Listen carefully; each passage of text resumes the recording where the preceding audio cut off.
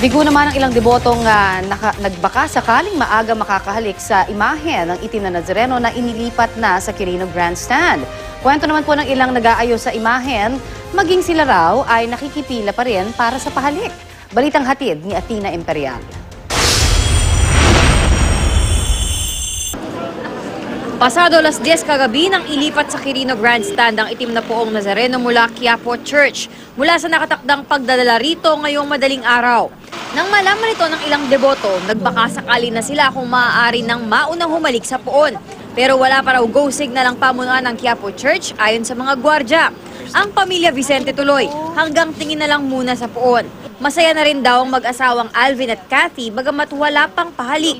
Sa wakas kasi ay nakita na ng kanilang mga supling na sina Calvin at Altrina ang imahen. Gusto nyo rin ba paglaki nila, devotee din sila ng Black Nazarene? Anuhin ko sila, imumulat ko sila pero hindi ko sila obligahin. Kasi very risky ho kasi yung pagpunta doon. Lagi raw ipinagdarasal ni Alvin ang kaligtasan ng kanyang pamilya. Ang mga kwintas na ginamit niya sa mga nakaraang prosesyon, laging suot ng kanyang mga anak para lagi raw silang gabayan ng Panginoon. Tila swerte namang maituturing ang mga nag-aayos ng mga gamit sa taon-taong traslasyon na deboto rin ng Nazareno. Kung tutusin kasi, maaari nilang halikan at hawakan ng poon habang nagsiset up ng tent at sound system. Pero hindi raw nila ito ginagawa. Kasi kung mauuna ka, gagayahin ng ibang tao. Lalo lang magkakagulo.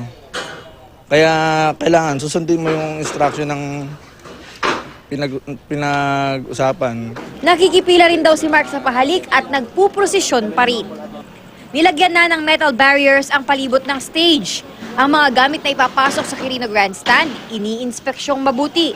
K9 units ang katuwang ng mga pulis para suriin ang bawat gamit.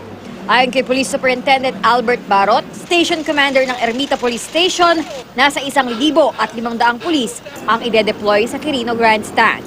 Magkukondak kami ng mga checkpoints doon sa mga areas na